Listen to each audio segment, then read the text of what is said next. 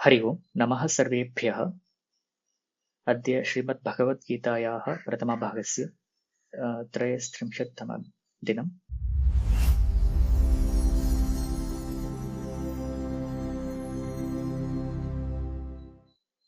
गतकक्ष्यायां वयं षोडशं श्लोकं वयं समापितवन्तः। एकवारं पुनरावलोकनं कृत्वा वयम् अग्रे सरामः। तत्र आदौ उपदेशस्य आरम्भे प्रथमम् एव सः कृष्णः वदति, भवान् अशोच्येषु वस्तुषु अथवा अशोच्येषु त्वं शोकं करोषि, सः शोकः न करणीयः इति प्रथमं सः वदति। किमर्थं न करणीयः इति पृष्टे तत्र अत्र यत् भवता चिन्त्यते ते सर्वे अपि मरणं प्राप्नुवन्ति इत्येतत् भवता चिन्त्यते तत्सर्वम् असाधु वर्तते, यतः ते सर्वे अपि नित्याः, इत्युक्ते परमार्थदृष्ट्या ते सर्वे अपि नित्याः इति 12 श्लोके वयं दृष्टवन्तः। तथैव ते सर्वे अपि निर्विकाराः, इत्युक्ते आत्मा निर्विकारः, आत्मनः विकारः कदापि न जायते, आत्मा नित्यः, अतः आत्मदृष्ट्या तत्र शोकस्य न किञ्चन कारणं वर्तते इति प्रथमं सः वदति। तर्हि तथा पश्यामश्चेत् अनात्मदृष्ट्या तत्र शोकः भवति खलु इति वदामश्चेत् तत्र पुनः श्लोकद्वयं भवति। तत्र शीतोष्णसुखदुःखानि आगमापायिनी सन्ति। अत्र यद् अस्माभिः अनुभूयते अस्मिन् लोके, इत्युक्ते अनेन अनात्मना यद् अनुभूयते शीतम् उष्णं सुखं दुःखम् इत्यादयः, ते सर्वे अपि आगमापायिनः, तन्नाम तेषां नित्यत्वं नास्ति। ते आगच्छन्ति, अस्मान् पीडयन्ति, पुनः गच्छन्ति, अथवा ते आगच्छन्ति, अस्मान् तोषयन्ति, गच्छन्ति, अतः तेषु नित्यत्वं नास्ति। अतः तत्र अस्माकम् अवधानं मास्तु। यदि बाधः भवति तत्र तितिक्षा एव करणीया इति उच्यते। अतः अनात्मदृष्ट्या अपि यद्यपि तेषां शरीराणि गच्छन्ति, नाशं प्राप्नुवन्ति, तद् अवश्यं भवति एव, यतः शरीरस्य अनित्यत्वात्। अतः तत्र शोकस्य कारणं किमपि नास्ति। पुनः शरीराणि गच्छन्ति, ते मरणं प्राप्नुवन्ति इति चेत् तत्र तद् आगमापायी एव वर्तते, अतः तस्य तितिक्षा करणीया एव इति तत्र बोधः। पुनः यः तादृशीं तितिक्षां करोति सः अमृतत्वाय कल्पते, ते मोक्षाय भवन्ति इति अत्र उच्यते। पुनः आत्मतत्त्वं विचारः तत्र भवति। पुनः तत्र सद् असद् विचारः अस्माभिः दृष्टः गतश्लोके। तत्र किम् उच्यते, यद् ब्रह्मा भगवान् अथवा विष्णुः कृष्णः यदस्ति तद् परमार्थस्वरूपं, तदेव सत् वर्तते, अन्यत् सर्वम् असत् इति उच्यते। पुनः तत्र सम्प्रदायभेदः दृश्यते। तत्र अद्वैत अनुगुणं तत्र ब्रह्म एव तत्र सत्, अन्यत् सर्वम् असत् इति भावः। परन्तु अन्यत्र प्रायशः तत्र कालः, पुरुषः, प्रकृतिः, पुनः भगवान्, एतेषामपि तदा क्वचित् तत्र नित्यत्वं ते स्वीकुर्वन्ति। तथा तत्र सम्प्रदायभेदः दृश्यते। अत्र कथम् उच्यते सत् असत् विचारः इति चेत्, सत् नाम यदस्ति तत् सत्, यद् नास्ति तद् असत्। अतः यस्य अनुभवः भवति तत् सत्, यस्य अनुभवः न भवति, न शक्यते, तद् असत् इति सामान्यव्यवहारः। परन्तु अत्र शास्त्रदृष्ट्या यस्य नित्यत्वम् अस्ति, यस्य स्वतन्त्रत्वम् अस्ति तत् सद् भवति, यस्य अनित्यत्वम् अस्ति, यस्य परतन्त्रत्वम् अस्ति तद् असद् भवति इति वयं दृष्टवन्तः। तथा सति यद्यद् अस्माभिः अत्र दृश्यते अस्मिन् लोके जगति च, तेषां सर्वेषामपि अनित्यत्वं भवति, यतः तेषां त्रिकालत्वम् अथवा त्रिषु कालेषु अपि तेषां सत्ता न भवति इति कारणेन तेषाम् अनित्यत्वं भवति। अतः ते सर्वे अपि तत्र असन्तः भवन्ति इति अस्माभिः दृष्टम्। अतः सत् नाम यदस्ति तत् सत्, असत् नाम यद् नास्ति तद् असत्, परन्तु मध्ये अपि किञ्चित् विद्यते इत्युक्ते यद् अस्ति परन्तु यद् अस्ति इव भासते, परन्तु विचारात् परं तद् नास्ति इति यदि अवगम्यते तद् वस्तुतः मिथ्या इति उच्यते। सा मिथ्या अपि अत्र असत् इति भवति अत्र शास्त्रद्वारा। उदाहरणार्थं रज्जु सर्पयोः उदाहरणं दृष्टवन्तः। तत्र यद्यपि रज्जुः सद् भवति, सर्पः असन् भवति, यतः सर्पः त्रिषु कालेषु अपि न भवति। यावत् पर्यन्तं सर्पदर्शनं भवति तावत् पर्यन्तमेव सर्पज्ञानं भवति। यदि पुनः एक्चुअल् यदा तत्र रज्जुज्ञानं भवति तदानीं पुनः सर्पस्य नाशः तत्र भवति।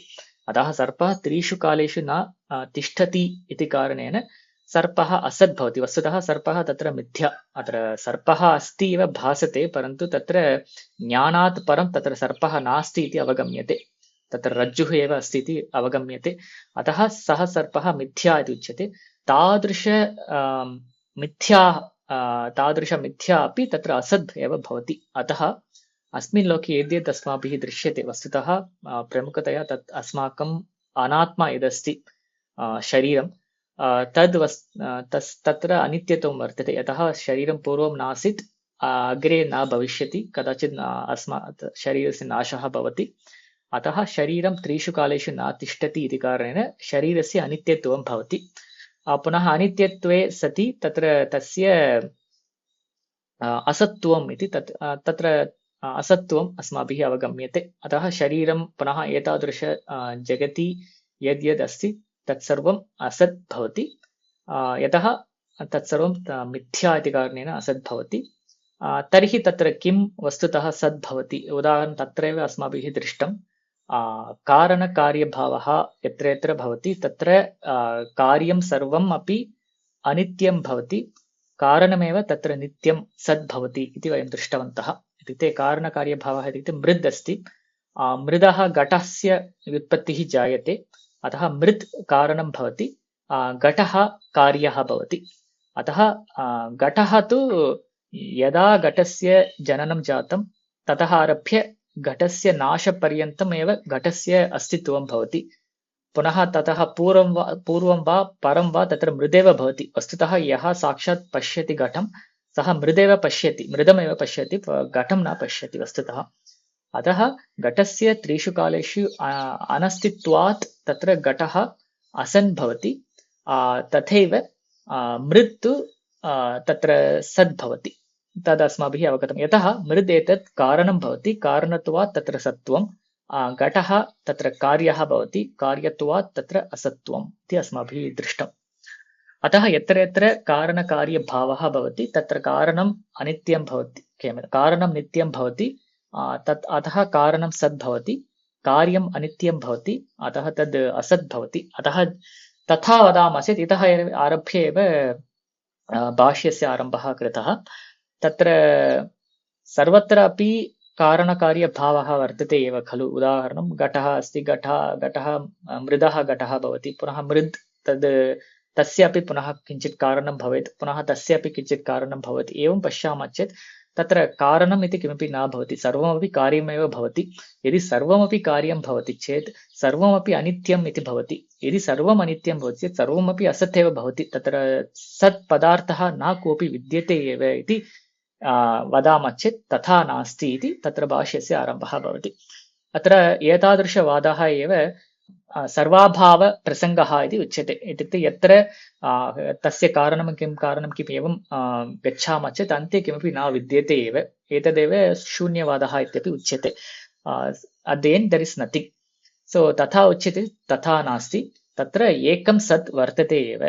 उदाहरणं यत्किमपि वयं स्वीकुर्मः, उदाहरणार्थं घटम् इति स्वीकुर्मः चेत् घटः अस्ति इति वदामः चेत् घटबुद्धिः अपि भवति, घटे तत्र सत्त्वमपि वर्तते एव, सत्त्वात् एव घटस्थितिः भवति इति अस्माभिः ज्ञायते। So any object, if you take the object, and the object internally has existence in it. So without that existence the object cannot exist. So there is some common attribute called existence that is present in all the objects.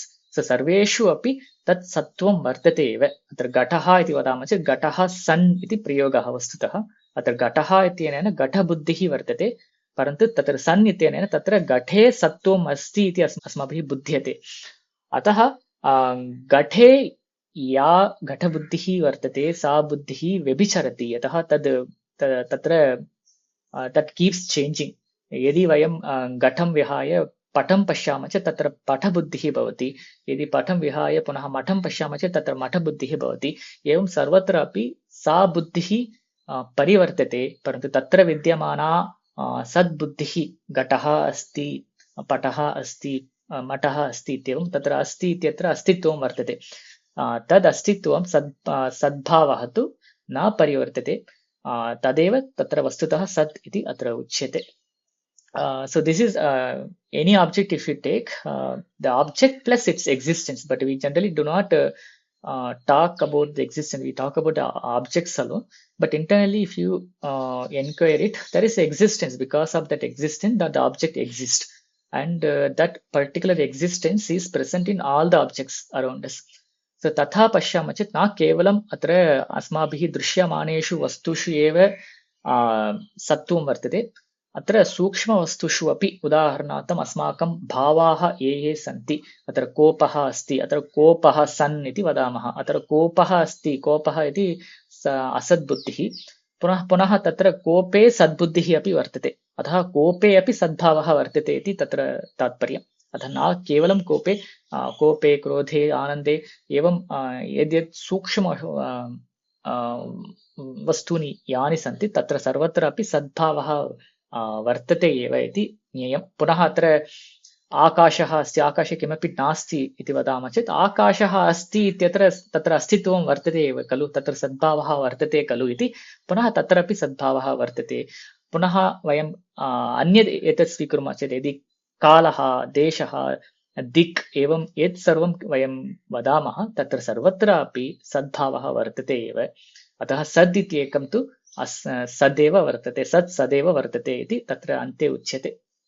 पुनः तत्र व्याख्याने वयं तत्र पूर्वपक्षस्य आक्षेपम् अथवा पूर्वपक्षस्य निराकरणं कथं क्रियते एतद् वयं दृष्टवन्तः. यथा वयं घटः नष्टः चेत् तत्र सद्बुद्धिः नष्टा खलु इति चेत् तथा नास्ति. यदि वयं पटं पश्यामः चेत् तत्र पटे सद्बुद्धिः, अथवा वस्त्रं पश्यामः चेत् तत्र वस्त्रे सद्बुद्धिः भवति एव खलु, सा एव सद्बुद्धिः तत्रापि भवति, तदेव सत्त्वं तत्रापि भवति इति एकम् उत्तरं. पुनः यदि तथा सति घटः अपि घटबुद्धिः अन्येषु घटान्तरे घटबुद्धिः दृश्यते खलु इति चेत् घटान्तरे घटबुद्धिः दृश्यते, परन्तु यावत् पर्यन्तं घटः अस्माभिः दृश्यते तावत् पर्यन्तमेव घटबुद्धिः दृश्यते. परन्तु यदि वयं पटं पश्यामः चेत् तदानीं पटबुद्धिः एव भवति खलु, परन्तु तत्र विद्यमाना सद्बुद्धिश्चु समाना स्थिरा भवति इति भावः. पुनः अग्रे अस्तु तर्हि घटः नष्टः चेत् तत्र विद्यमाना सद्बुद्धिः अपि नष्टा न चेत् तर्हि तत्र सद्बुद्धिः दर्शनीया खलु, किमर्थं न दृश्यते इति चेत् सद्बुद्धिः स्वयं द्रष्टुं न शक्यते, यतः तत्र किञ्चित् वस्तु आवश्यकं. तेन वस्तुना एव सद्बुद्धिः प्रकाश्यते. परन्तु सद्बुद्धिः सर्वत्र, सत्त्वं तु सर्वत्र विद्यते एव, परन्तु तस्य अनुभवार्थं तत्र किञ्चित् वस्तु आवश्यकम्. अतः घटः तत्र वस्तु वर्तते, घटद्वारा तत्र सत्त्वम् अस्माभिः अनुभूयते. परन्तु तत्र घटः नास्ति चेदपि तत्र सत्त्वम् अस्ति एव, परन्तु अस्माभिः न अवगम्यते इति तत्र अन्ते उच्यते. तथैव अत्र अन्ते तत्त्वदर्शिभिः एतद् यद् सद् अस्ति यद् असद् अस्ति एतत्तु तत्त्वदर्शिनः एव जानन्ति इत्यपि अस्माभिः दृष्टम्. तत्र तत्त्वम् इत्यत्र अपि किञ्चित् अस्माभिः दृष्टम्. इत्युक्ते तत् इति सर्वनामशब्दः, इत्युक्ते सर्वस्य वस्तुनः तद् इति व्यवहारः शक्यते. तज्जलं, तद्वनं, तदाकाशः इति समस्तपदं, तदाकाशः, तद्ब्रह्म एवं तद्गृहं यत् सर्वत्रापि तच्छब्दः शक्यते, यतः तत् सर्वनामशब्दः अस्ति. तथैव सर्वेषु वस्तुषु तत् सत्त्वं वर्तते, अतः तत् शब्देन तत्र सत्त्वबोधः एव तत्र जायते इति कारणेन तत्र अतः सर्वमपि ब्रह्म इति ज्ञानं तत्र ज्ञायते सो स्थूलतया पश्यामः चेत् तत्र पृथक् वस्तूनि दृश्यन्ते परन्तु तत्र अन्ते तु तत्र सत्त्वं तु सर्वत्र विद्यते एव अतः तत् शब्देन तत् सत्त्वमेव भवति तस्य सत्त्वस्य एव बोधः भवति अतः सर्वमपि ब्रह्म इति नाम इति ज्ञानेन सर्वं च ब्रह्म तस्य नाम तद् इति अतः ब्रह्म तद् इत्युक्ते ब्रह्म इति तत्र उच्यते अतः तद्भावः इत्युक्ते ब्रह्मणः भावः याथात्म्यमेव तत्त्वम् इति उच्यते तद् द्रष्टुं शीलं येषां भवति ते तत्त्वदर्शिनः इति तत्र दृष्टम् अतः अस्माभिः बहुत्र अस्माभिः दृष्टम् अध्यायस्य अन्ते अपि ओम तत्सत् इति अस्माभिः उच्यते तत्र तत् शब्दस्य अर्थः अयमेव तत् नाम सर्वनामशब्दः सर्वं च ब्रह्म इत्यनेन तत् इत्युक्ते ब्रह्म इति उच्यते अस्तु एतावत् पर्यन्तं वयं दृष्टवन्तः.